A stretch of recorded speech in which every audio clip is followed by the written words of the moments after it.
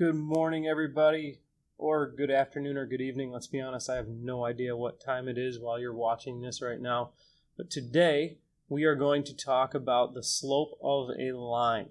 So the slope of a non-vertical line is the ratio of vertical change to horizontal change. So that is the ratio of the rise to the run between any 2 points on that line. Okay? So M equals, now M is the letter we use to represent slope. Okay, so M equals rise over run. Okay, now rise, that's the Y values, up and down, vertical. Okay, so that is the change in the Y values, and run, that's horizontal, that's the change in the X values.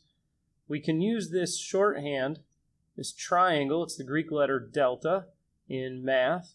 Delta means change or difference. So it's the change in y over the change in x, or delta y over delta x. It's also written as y2 minus y1 over x2 minus x1. Okay, so this is our formula that we are going to use for slope. Now, there are 4 different kinds of slope that we need to know about. There is a negative slope. A line with a negative slope falls from left to right. Like this line right here, line J from left to right is falling. A line with a positive slope rises from left to right. Like line K, left to right, it is rising. We always read left to right falling, negative slope, left to right rising, positive slope. A zero slope is a horizontal line. Okay, like line L here has a slope of 0. Okay, and the reason is that it has 0 rise, which means rise is in the numerator. You can have 0 divided by a number, and you get 0. Undefined slope is like line N, and somehow this turned into just a block, but that's line N. Okay, line N has an undefined slope. That is a vertical line. And the reason its slope is undefined is that it has no run. So a run of 0, you can't divide by 0. Division by 0 is undefined. Okay, so we're going to find some slopes using the slope formula. Okay, so the slope of line A. So here's line A. On line A, I see 2 points, 6, 4 and 8, 2. Okay, so to find the slope of line A with those 2 points, 6, 4, and 8, 2. Okay, I need to call one of those points x1, y1, and the other one x2, y2. So the slope is y2 minus y1. So that would be 2 minus 4. Over x2 minus x1, that would be 8 minus 6. So I've got 2 minus 4 over 8 minus 6. Okay, 2 minus 4 is negative 2. 8 minus 6 is positive 2. Negative over positive is negative. And 2 over 2 is 1. So we have a slope of negative 1. Now, it doesn't matter the order I do this in. If I had called this x2, y2, and this x1, y1, I would have 4 minus 2 over 6 minus 8, which would give me 2 over negative 2, which is still negative 1. So the order doesn't matter. It's just that once I establish an order for the numerator, I have to stick with that for the denominator. So next is the slope of line D. So here's line D. It's a vertical line. It's got 6, 4, and 6, 0. So for the slope, y minus y, it doesn't matter the order. I'm going to go this way. 4 minus 0 Now, I went this direction for my subtraction in the numerator. I've got to do the same direction for the denominator. X minus x is 6 minus 6. So I've got 4 over 0, and division by 0 is undefined. So the slope for this vertical line is undefined. Okay, so we've got two more slopes to find. The slope of line B. B has 6, 4 on it, and it has 4, 0. Okay, so the slope, 6 minus 4. I did that backwards. Y minus y is on top. 4 minus 0 is on top. 4 minus 0. And then x minus x is 6 minus 4. Okay, y minus y is 4. 6 minus 4, so that's x minus x, is 2. 4 over 2 simplifies to 2. That line has a slope of 2.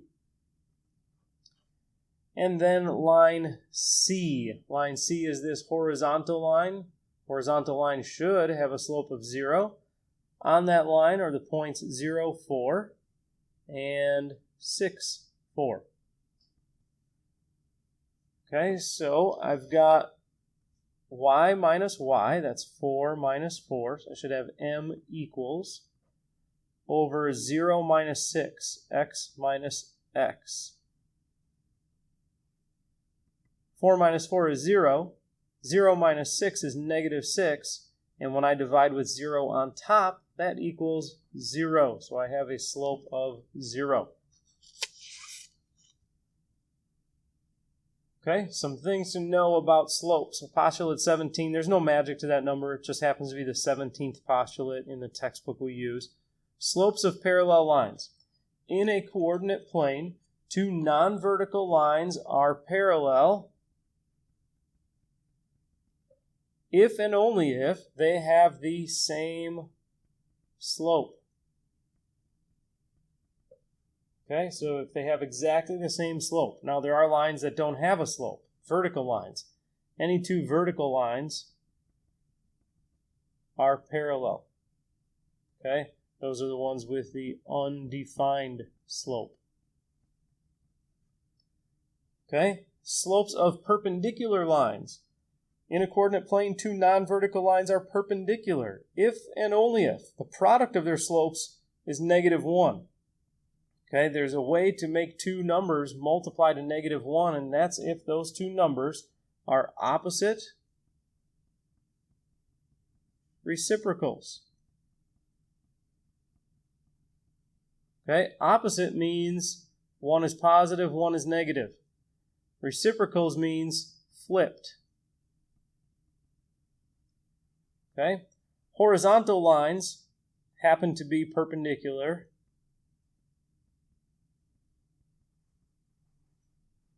to vertical lines. Okay, any horizontal line and vertical line are always perpendicular. All right, find the slope of each line. So we've got line K1, K2, and K3. So the slope of line K1, so here's K1, y minus y, and I'll go this one minus this one, so 4 minus 0, over x minus x, same direction, negative 2 minus negative 3. So that gives me 4 over 1. So I have a slope here of 4. Okay, the slope of line K2. So I've got 5 minus 1 for y minus y. And for x minus x, I have 4 minus 3. And that gives me 4 over 1, which is 4. So line K2 has a slope of 4. The slope of line K3, 3 minus negative 2 over 6 minus 5. 3 minus negative 2 is 5. 6 minus 5 is 1, so this time I have a slope of 5. So there are the slopes of each line. Which lines are parallel? The parallel lines are the lines with exactly the same slope. Those would be the two with a slope of 4. So that means that line K1 is parallel to line K2 because they have the same slope. Okay, here's 2 points on line M and 2 points on line T. Let's find out if the two lines are parallel. Okay, so the slope of line M, y minus y, 3 minus 1. X minus x, negative 1 minus 4. That's 2 over negative 5. So the slope is negative 2/5. Okay? The slope of line N, I'm sorry, it's not an N, it's a T. The slope of line T, y minus y, negative 1 minus negative 3. X minus x, negative 2 minus 3. Okay, so negative 1 minus negative, that means plus. Negative 1 plus 3 is 2. Negative 2 minus 3 is negative 5. So we have a slope of negative 2/5. Again, same slope. Are the two lines parallel? Yes, they are. Explain how you know. So line M is parallel to line T because they have the same slope.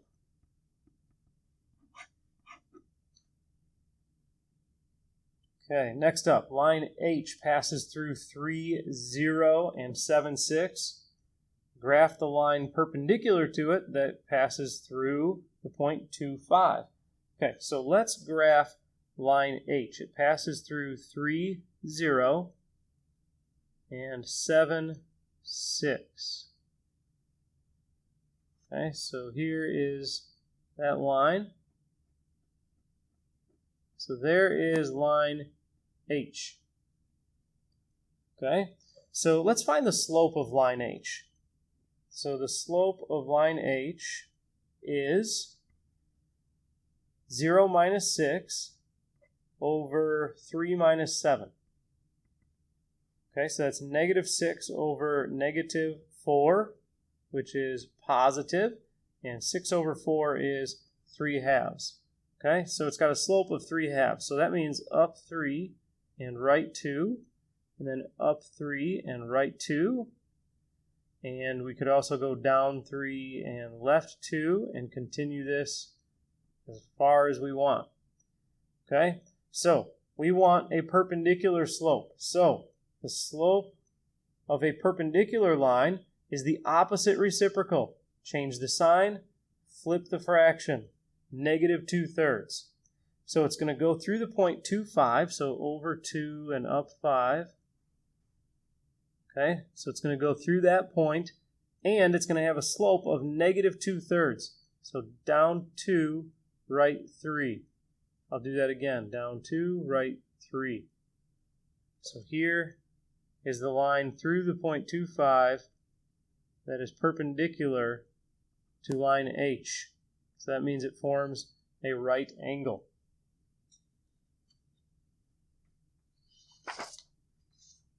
All right.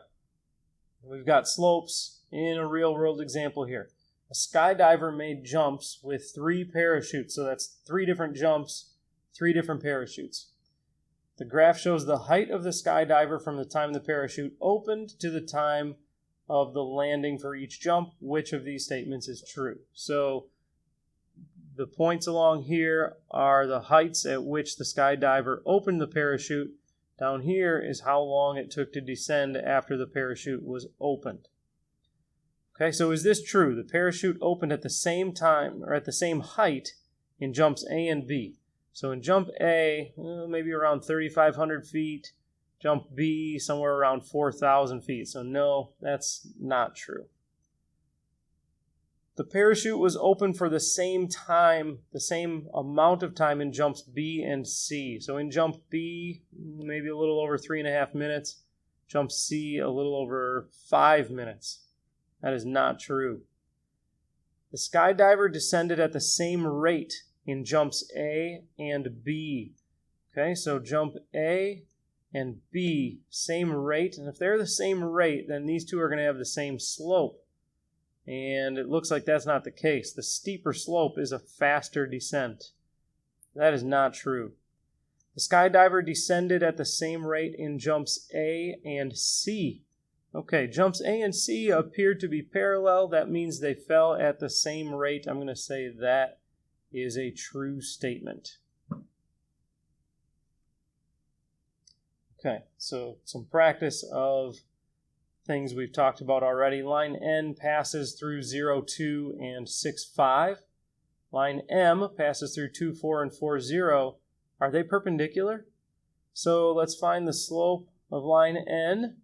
We've got 2 minus 5, y minus y, x minus x, 0 minus 6. That's negative 3 over negative 6, which is positive 1/2. Okay? Then line M, the slope of line M, y minus y, is 4 minus 0, x minus x, 2 minus 4. That's 4 over negative 2, which is negative 2, which is the same, by the way, as negative 2 over 1. Are the lines perpendicular? Okay, so are they opposite signs? Yes, one's positive, one's negative. Are they reciprocals? Yeah, they're flipped. Opposite reciprocals means yes, they are perpendicular. So line M is perpendicular to line N. Why? Because they have opposite reciprocal slopes.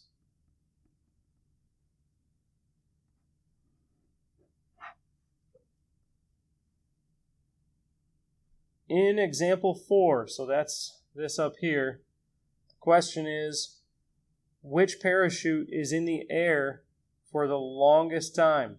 Okay, so the one that reaches the ground the slowest. Option C here, the jump C, was a little bit over 5 minutes. Okay, so that would be C. And why? Because the bottom of the graph is time. Over 5 minutes. These are under 4. Roller coasters. During a climb on a roller coaster, Magnum XL 200, you move 41 feet upward for every 80 feet you move horizontally. At the crest of the hill, you have moved 400 feet forward. Make a table showing the height of the Magnum for at every 80 feet it moves horizontally. How high is the roller coaster at the top of its climb? So we will go with horizontal motion here, and we'll go with vertical motion here. That's the height. Okay, so when we start, we move 0 feet horizontally. So when we move 0 feet forward, we've also moved 0 feet upward. Okay? But when we have moved 80 feet horizontally, we have moved 41 feet upward. When I move the next 80 feet, I've moved another 41 feet upward. That's 82. No, that shouldn't be 80. That should be 160. Okay? Another 80 feet forward puts me at 240 feet. And another 41 feet upward is 123 feet. Okay, when I move my next 80 feet forward, that's 320 feet forward now. Another 41 feet upward is 164 feet. Okay, when I move another 80 feet, I have now moved 400 feet horizontally forward. Another 41 feet upward puts me at 205 feet vertically. Okay, so it says at the crest of the hill we will have gone 400 feet forward. That means that after 400 feet forward, how high is the roller coaster? It is 205 feet high. write a fraction that represents the height the Magnum climbs for each foot it moves horizontally. What does the numerator represent? So what we're really doing here is we're finding the slope. So I'm going to pick 2 points on here. I'll use these last 2 points. Okay, so at 400 feet forward, that would be horizontal, so that's the x value. So we're finding the slope, that's on bottom. 400 minus 320. Horizontal, so those are the x values. Okay, vertically, we're at 205 minus 164, and that is, let's see, 205 minus 164. That is 41. 400 minus 320, that's 80. 41 over 80. Okay, so this is the fraction that represents how far it moves vertically compared to horizontally. That is the slope of the line. Okay, what does the numerator represent? It represents the rise. So what really happens is for every foot that we move forward, we go upward 41/80ths of a foot. Another roller coaster, the Millennium Force, climbs at a slope of 1. Okay, so what that means is for every 1 foot it moves forward, it moves 1 foot upward. It's climbing like this. Okay, until it reaches its crest at a horizontal distance of 310 feet. Okay, so first, compare this climb to that of the Magnum. Which is steeper? So the Millennium Force has a slope of 1. Okay, the Magnum has a slope of 41 over 80. Which climb is steeper? 1 is a bigger number than 41 over 80.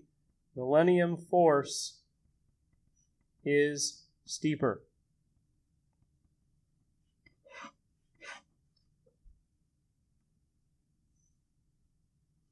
All right, we're going to back up and do a little bit of review. Then we're going to talk about roller coasters a little bit more. Line Q passes through these 2 points. Line T passes through these 2 points. Which line is steeper, Q or T?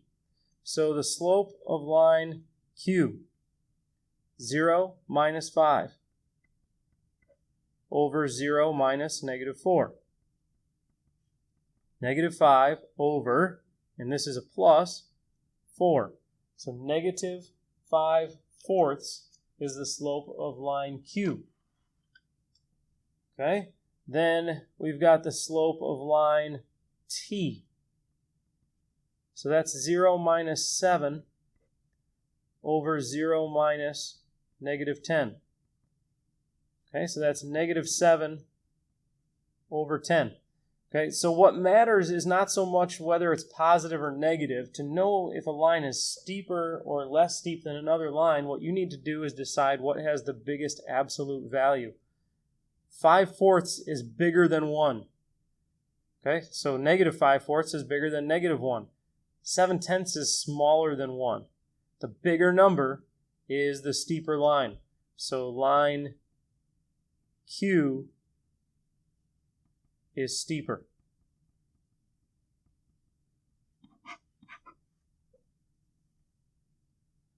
What if another roller coaster climbs 300 feet for every 350 feet it moves horizontally? Is it more steep or less steep than the Magnum? So that would be the first one. Okay, so remember the slope of the Magnum was 41 over 80. Okay, so we have to decide if this is steeper or less steep. So the slope of this roller coaster is a rise of 300 for a run of 350.